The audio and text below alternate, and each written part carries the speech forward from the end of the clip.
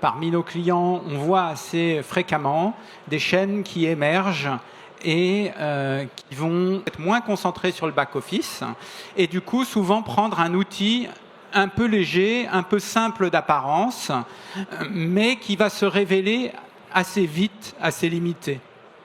Et l'inconvénient de cette pratique, c'est que assez rapidement, si le concept a du succès, la chaîne va grandir et elle va se trouver confrontée avec des difficultés de consolidation de chiffres, de précision de chiffres, de fiabilité des données. Et du coup, elle va s'apercevoir qu'elle ne peut plus correctement gérer sa croissance. Et donc, elle va chercher à changer d'outil avec toute la disruption que cela apporte.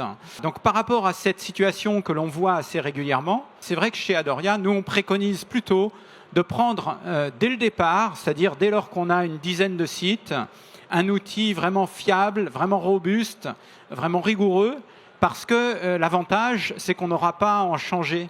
Il va un peu agir comme un socle sur lequel on va pouvoir s'appuyer pour développer sa croissance. C'est vrai qu'on a chez Pokawa retrouvé certains aspects que j'évoquais. Alors, en arrivant chez Pokawa, il y avait déjà un outil en place qui fonctionnait, qui était déployé sur tous les sites.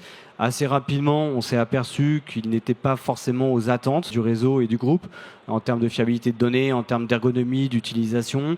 Donc, rapidement, on a pris la décision de lancer un appel d'offres pour sélectionner la meilleure offre pour Pokawa.